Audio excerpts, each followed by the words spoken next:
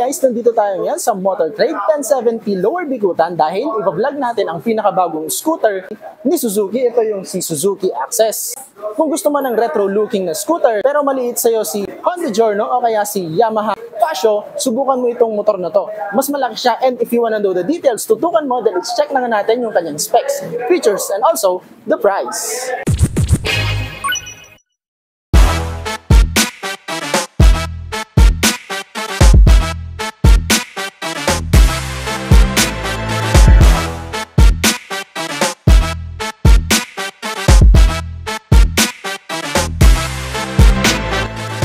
What is up mga bossing, new scooter, new option ang offer sa atin ni Suzuki.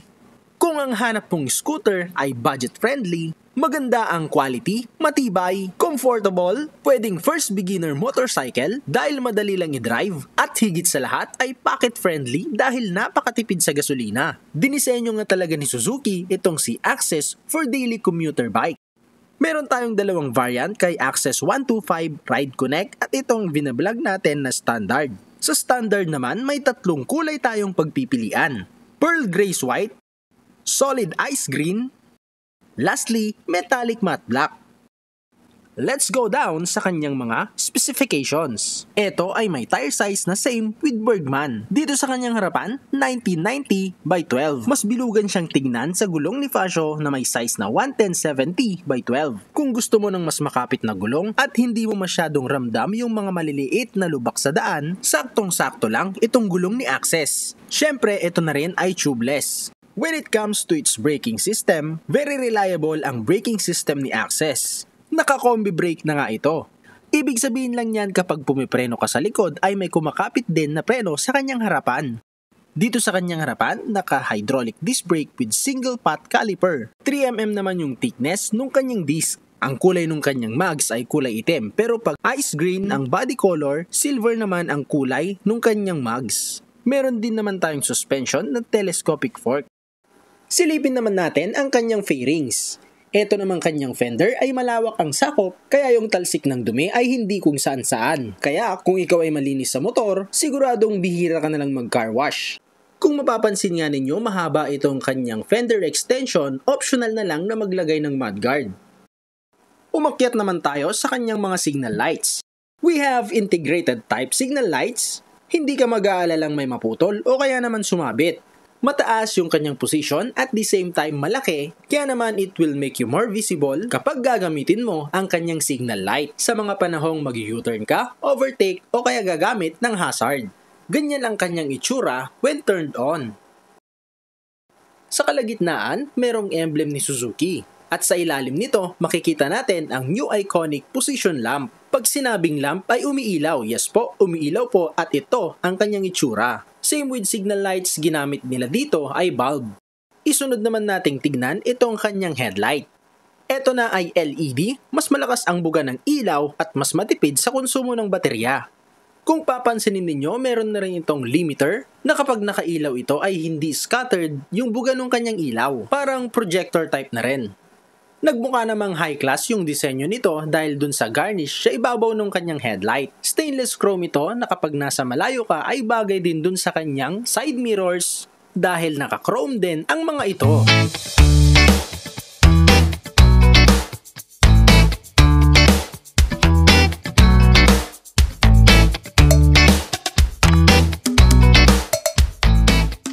Atin namang usisain itong kanyang levers and buttons. Sa appearance pa lang, makikita mong maganda ang quality. Naka-BLS na ang isang ito, brake lock system. Yan ang other term ni Suzuki sa park brake. Magandang feature yan lalo na kung magpapark ka sa palusong o paakyat na mga lugar. Isa rin to sa makakatulong sa'yo na hindi mangalay ang kamay sa kapipiga ng preno sa tuwing may traffic stop dahil kapag ginamit mo kasi to, automatic na nakakapit yung preno. Tignan naman natin ang mga functions ng buttons nito. Nandyan yung kanyang high and low beam, andyan na rin yung kanyang passing light. Sa baba naman, nandyan yung kanyang turn signal button at yung kanyang busina. Dumako naman tayo sa kanyang right side. Hindi naman bago yung design ng kanyang hand grip. Dito naman sa kanyang bar end, plastic ang ginamit. Mga buttons naman, nandito yung kanyang pang sa hazard light. Yes, dahil meron na tong built-in na hazard light. Nandito rin yung kanyang kill switch at kasama nito yung kanyang push start button. Nandito naman tayo sa kanyang cockpit. May kamukha mala Suzuki Smash yung kanyang design. Of course, ang tinutukoy natin ay yung bagong model. Let's start! Ang ganda ng animation nung ilaw na nasa paligid ng kanyang speedometer. Nagbabago. Nalaman din natin na kapag green ang ilaw, matipid ang pagdadrive mo. Kapag nag-iba yung kulay, siguradong nasa walwal mode ka. Magwa-warning din tong motor na to dito sa kanyang speedometer kapag kailangan mo nang magpa-change oil. Ito naman ang kanyang front compartment, dual na to. Pwedeng-pwede ka nang maglagay ng gamit mo sa left man or sa right. Good news naman, meron itong charging port, USB type, kahit nasa biyahe tayo, pwedeng-pwede tayong mag-charge at meron na rin tong ilaw. Dito naman sa ating ignition, naka-mechanical key pa rin ito. Plus, equipped ng shutter lock, yan naman ay para mahirapang manakaw ang ating motor. Centralized na rin itong ating ignition dahil dito mo nabubuksan yung kanyang gasoline and yung kanyang underseat compartment. Ipakita naman natin kung gaano kalalim ang bawat butas ng kanyang front compartment. Hindi masyadong malalim pero pwedeng-pwede sa mga barya. Kapag gagamitin mo naman ito sa pamamalengke, meron naman itong utility hook. Pupurihin ko lang ng konti si Suzuki, napakaganda nung kanyang plastic. Mukha siyang yung plastic fairings sa loob ng sasakyan. At sa presyo naman ito, kung masisipat mo to in actual, masasabi mong sulit na din. Maraming naghahanap ng scooter na merong flatboard. Well, itong si Access ay meron. Hindi lang pala isa kundi dalawa ang kanyang utility hook. Etong isa guys, yung malapit sa kanyang upuan ay ditiklop. Kapag hindi mo na ginagamit, i-fold mo lang. Chinek naman natin itong kanyang footrest. Akala ko dipindot siya, pero siya ay dehila. Kung gusto mong gamitin, malalaman mong maglalak siya once na marinig mo yung click sound.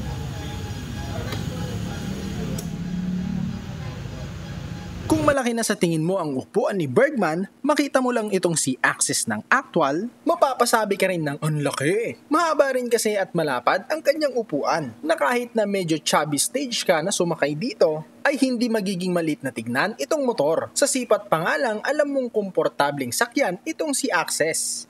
Silipin naman natin itong kanyang compartment. Meron itong 24.4 liters capacity. Half face lang ang kaya at kapag kukuha ka ng Access na motor, meron na siyang freebies na ganito kagandang helmet.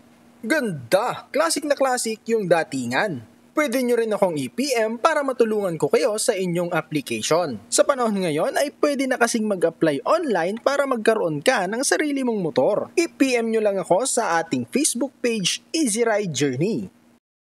Alright, ang kanyang compartment, half face lang ang kayang kargahin, hindi po full face. Meron na rin siyang tool organizer. Meron din naman siyang built-in na helmet hook para naman pwede nating iwan ang ating helmet na nakalak sa ilalim ng ating upuan.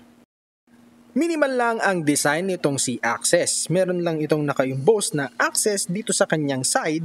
And on this part, parang magkamukha sila ni Bergman pero all the way hanggang sa likod ay meron ng sariling identity itong si Access. Dito naman tayo sa kanyang likod. Ito yung kanyang taillight at sa ibabaw nito, andito yung kanyang gas tank.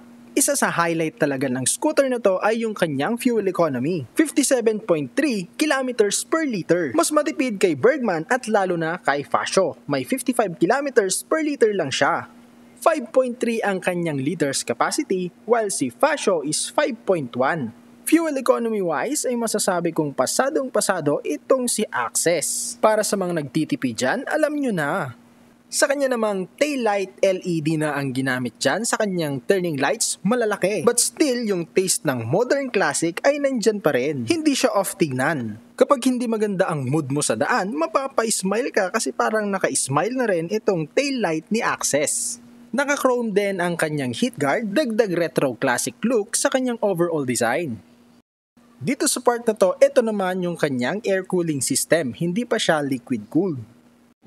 Sa kanya namang panggilid, yung cover niya, alloy yan at yung kanyang paint job merong glittery effect.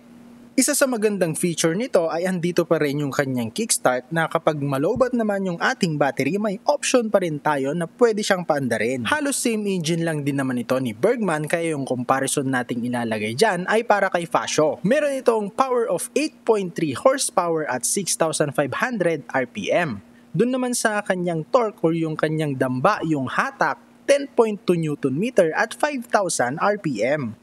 Kung curious naman kayo sa kanyang engine, ito ay naka single cylinder, single overhead cam, 2 valves pa lang po siya ha, gaya ni Fasio. Ito ay air-cooled and fuel-injected. Baka makalimutan ko, ito na rin ay merong side stand kill switch. Sa size naman ng gulong niya dito sa likod is 9100 by 10. Isa ito sa factor kung bakit siya matipid. Mas maliit yung gulong, mas madaling ikutin ng makina. Single-sided monoshock din yung ating suspension, and braking system dito sa likod ay naka-drum brake. Itong si Access meron na ring built-in na tire hugger.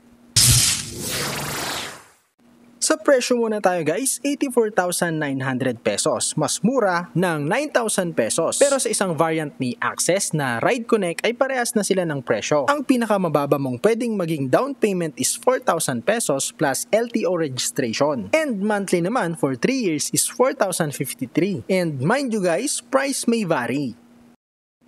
Mas malaki to kay Fasio and kay Giorno, kaya kung gusto mo ng retro classic at medyo malaki kang tao, pwede mong itry to, bisitahin mo in actual dahil makikita mo sa atin, 5'6 tayo pero naka-tiptoe tayo. Compared to Fasio, meron itong overall dimension na 1,870mm, na width naman na 690 at yung kanyang height is 1,160.